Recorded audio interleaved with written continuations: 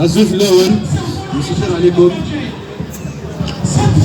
Aujourd'hui, si je m'exprime devant vous, première chose que j'ai à dire, c'est déjà toute la gratitude pour cette constance dans la lutte, parce que nous, c'est pas des gens qui attendent.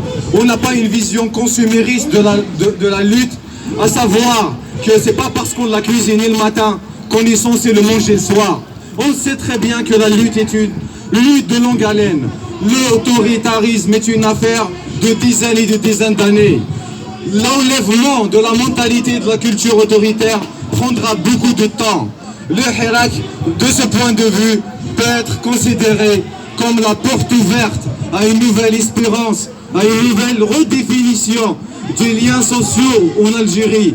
Parce qu'aujourd'hui, grâce à ce mouvement du 22 février 2019, les Algériens, ils ont découvert ce que ça veut dire le début d'une solidarité de type national.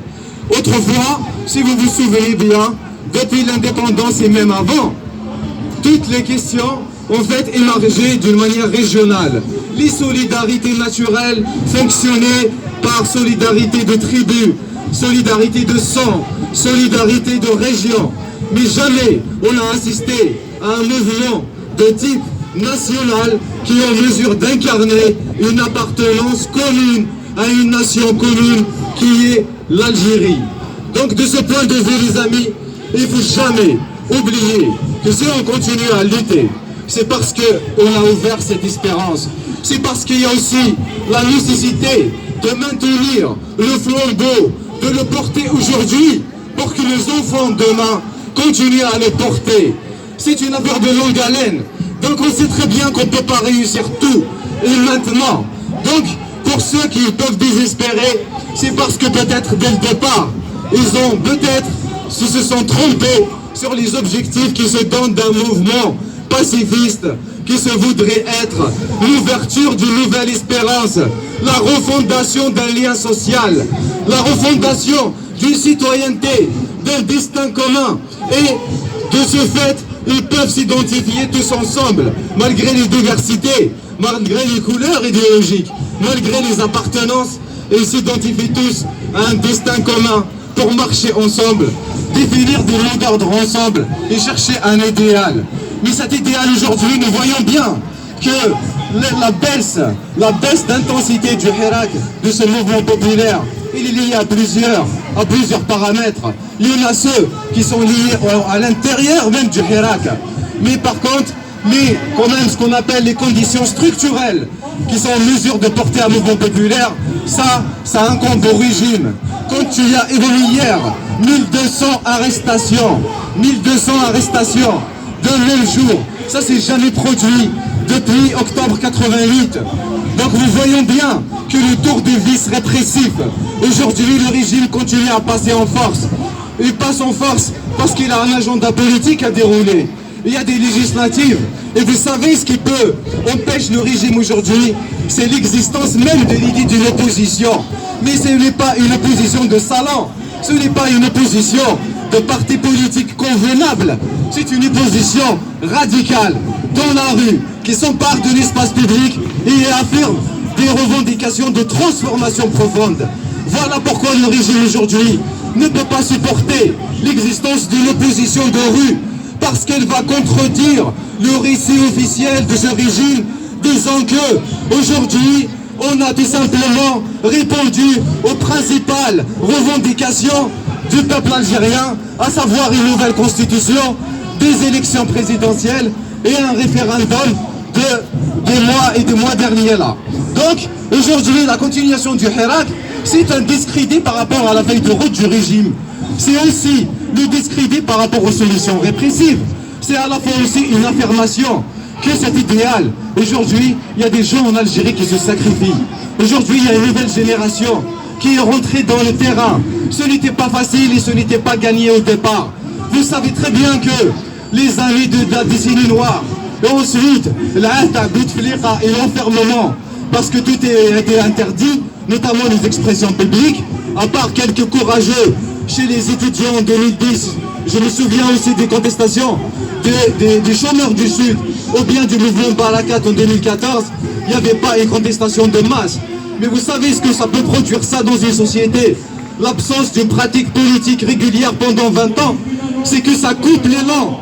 Et le capital militant qui était dans les années 80 et accumulé depuis l'indépendance n'est pas passé aux nouvelles générations, parce qu'il y avait un fossé de 20 ans qui sépare les nouvelles générations des anciennes générations.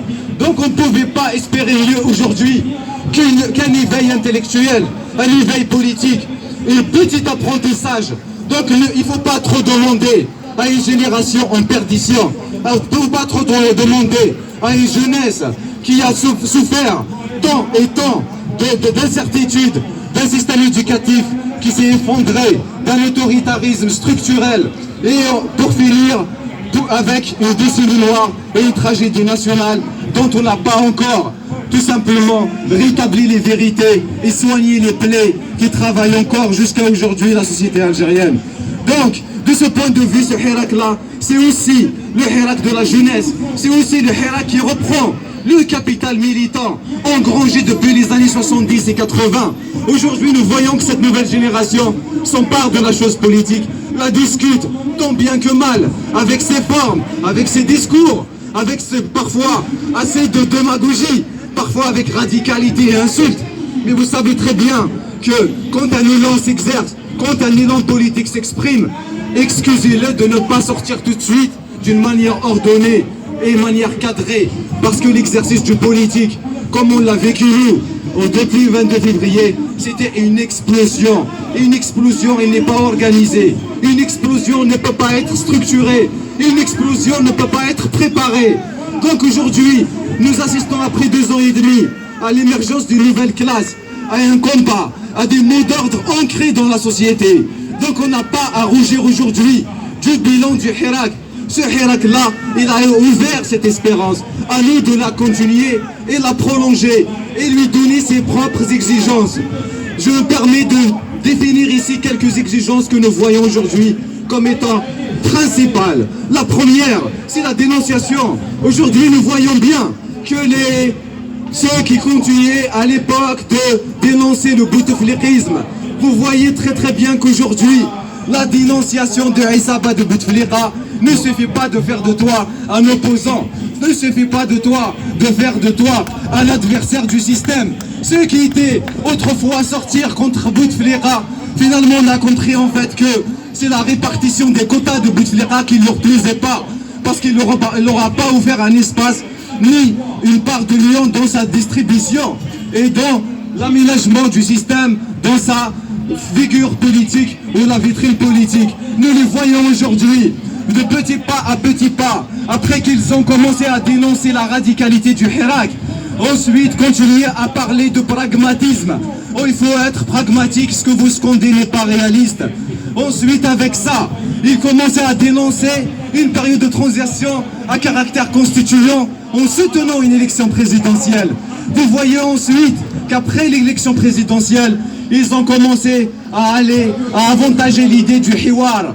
Le hiwar, le débat, ou le dialogue avec le régime, la négociation avec le régime, elle ne se fait pas à partir de rien, elle se fait sur des concessions. Ça s'appelle des préalables, ça s'appelle des garanties politiques, ça s'appelle des concessions politiques. Et à partir de là, nous jugeons à partir de quelle position nous allons négocier avec le régime. Mais ces gens-là qui sont partis faire du hiwar l'ouatani, ils sont partis pour parler, pour nous jouer la carte de la sécurité nationale, de la responsabilité de l'État. Aujourd'hui, en voyant comment ils ont fini, comme des larbins qui vont aller tout simplement essayer d'arracher 4, 5, 10, 20 postes, 20 sièges à un parlement croupion, un parlement vidé de sa substance. Parce que si dans le parlement algérien actuel, s'il y a des sièges, il n'y a pas de pouvoir de siège. S'il y a dans le parlement algérien, si c'est une institution, elle n'a pas de pouvoir d'institution, parce que c'est un pouvoir formel, c'est un pouvoir fait pour les médias, fait pour l'opinion publique, pour une démocratie de façade. Nous savons que le pouvoir, il est concentré aux mains de quelques-uns, toujours l'approche militariste. Et ils sont arrivés aujourd'hui dans le fin fond de l'indignité politique, dans le fin fond du déni de la citoyenneté, dans le fin fond du renoncement à la politique, à ce qu'ils étaient et ce qu'ils vont devenir. Nous les voyons aujourd'hui, même pas oser condamner. 1200 arrestations. Ils ont pris des intellectuels, ils ont pris des jeunes, des femmes, ils ont tabassé des enfants, ils ont tabassé des vieux. Et aujourd'hui, ces mêmes gens-là, ils vont aller dans des législatives pour essayer d'arracher ces sièges. Ils n'osent même plus aujourd'hui tout simplement dénoncer une journée noire comme celle qui s'est passée le vendredi dernier.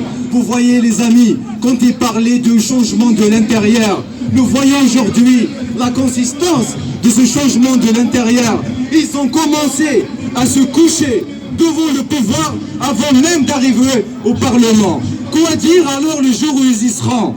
Vous voyez bien que déjà dès maintenant, ils ont commencé à intérioriser le discours du FLN d'autrefois. Ils ne condamnent pas, ils ne disent rien, ils reprennent les éléments de langage du régime.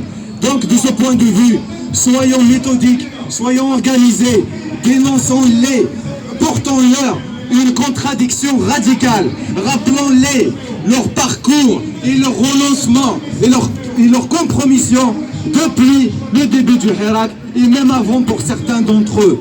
Ça c'est un premier point.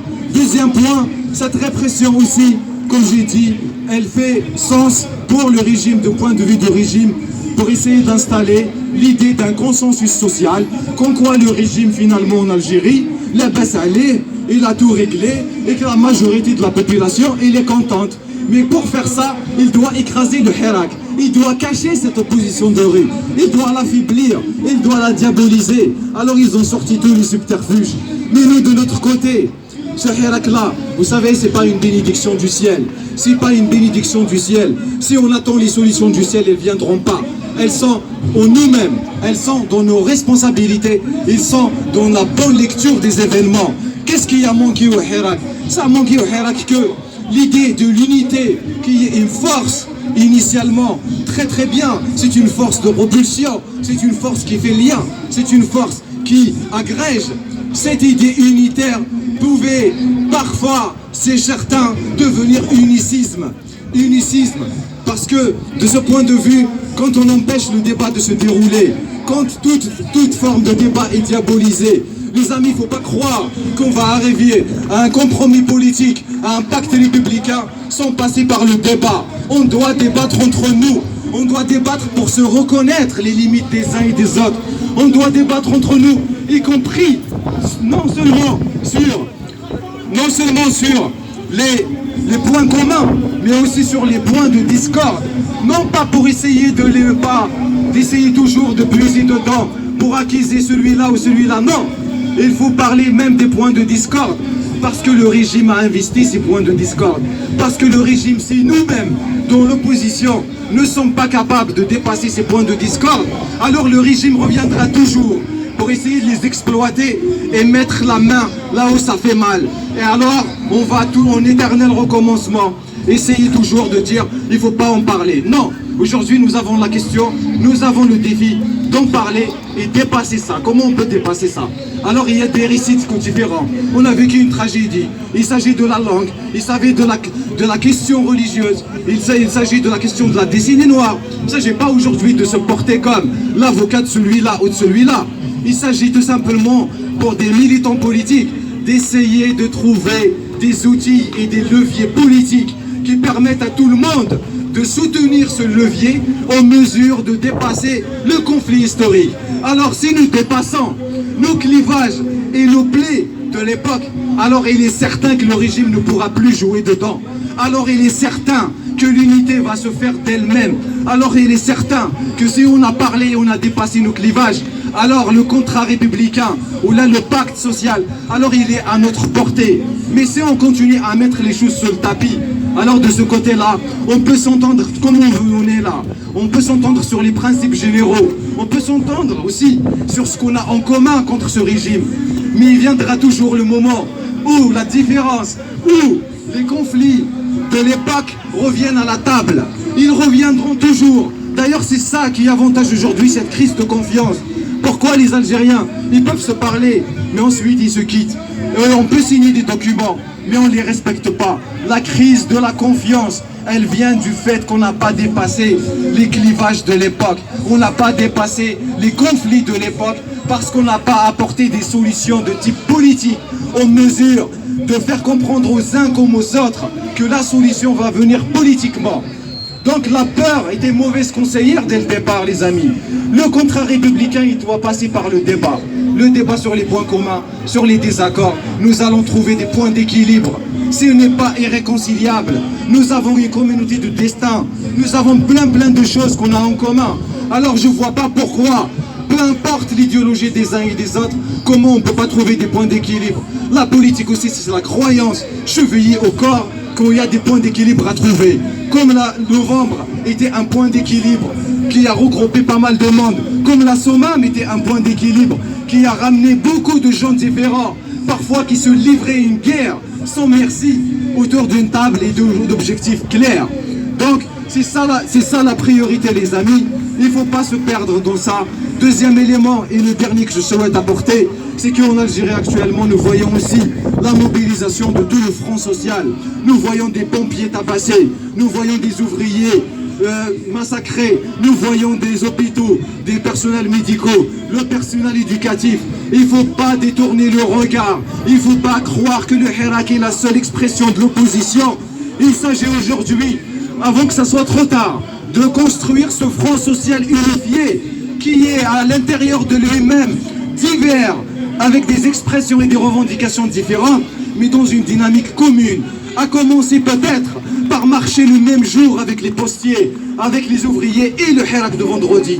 Pourquoi ne pas lancer cette action d'une marche commune, la marche des libertés, la marche puisqu'on a des choses en commun, puisque nous subissons les mêmes violences du même régime, puisque les revendications des uns et des autres sont rejetées, puisque nous avons tous cette souffrance, cette brutalité, cette répression. Alors nous avons cette communauté de destin. Il s'agit aujourd'hui de l'appeler, il s'agit aujourd'hui de la construire.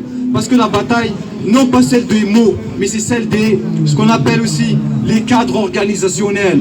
La société algérienne aujourd'hui, si on est faible face à ce régime, c'est parce que nous avons cette inefficacité organisationnelle. On manque de cadres d'organisation. On manque dans une structuration qui fera émerger des nouveaux cadres d'organisation dans lesquels des militants politiques, des associations et de la société civile puissent émerger et se consolider. Donc vous voyez bien que la guerre, elle peut se faire par les mots, mais elle peut se faire aussi dans la stratégie. La stratégie, c'est celle de regarder les revendications sociales, non pas avec dédain, en disant non. La politique est un fondement social.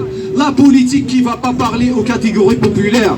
La politique qui ne prend pas en charge les revendications socio-économiques. Le politique qui ne parle pas des problèmes de liquidité à la poste, des problèmes des hôpitaux, des problèmes des postiers, des problèmes de Hagra, de la consommation, de la gangrénée de nos cités et de nos quartiers populaires, gangrénés par la drogue et la violence. Alors ça, c'est une politique qui parle à elle-même. C'est une politique professionnelle, c'est une politique qui s'est coupée du réel parce qu'elle s'est coupée des conditions qui permettent à un discours politique de s'ancrer dans la réalité, de prendre la puissance et il devient factuel. En même temps, les catégories populaires peuvent s'identifier dedans. Ils peuvent s'identifier dedans comment? Parce qu'ils voient qu'on parle d'eux, qu'on est parti d'eux, pour ensuite repolitiser la question sociale. Vous voyez bien que sur ces questions stratégiques, sur ces questions organisationnelles, sur ces questions aussi de débat entre nous, nous avons manqué beaucoup d'étapes. Mais moi, je ne suis pas de cette fatalité. Le Hirak, il peut être deux choses. Il peut être la révolution qui ouvre le champ à toutes les transformations. Il peut être aussi parfois, et moi je le pense ainsi, il peut être un prélude à une vraie révolution. Comme l'était 45 à 54. Comme 45 a ouvert les yeux à la société algérienne pour rompre définitivement avec l'option assimilationniste avec la France, qu'ils ne voient plus dans la solution d'une nationalité, d'un glissement identitaire vers la France comme étant la solution à leurs problèmes. La répression de 45 a définitivement enterré l'option assimilationniste. Elle a ouvert, telle une évidence, que seule la lutte payera, seule la lutte armée, seule une configuration politique radicale, seule une organisation efficace, seule une option stratégique, définir des objectifs en commun et unifier tout le monde autour d'une option stratégique commune. Et ça passerait par le débat, ça passerait par tant d'efforts. C'est ce qui a permis à 54 que la société algérienne, en tout cas sa classe militante, arrive à une certaine maturité qu'on n'avait pas en 45. Donc le Hirak d'aujourd'hui, il ne faut pas cracher sur l'histoire. Il peut être aujourd'hui, c'est celui qui a ouvert les yeux à tant de monde. Peut-être que demain, il ne faut pas cracher sur l'histoire parce qu'il peut être le prélude à quelque chose d'encore plus grand. Alors préparons-le pour qu'il soit lui le plus grand. Mais s'il ne sera pas le plus grand, alors préparons-le pour qu'il soit la meilleure introduction à une vraie révolution. Regardez comme ça. Merci Ali.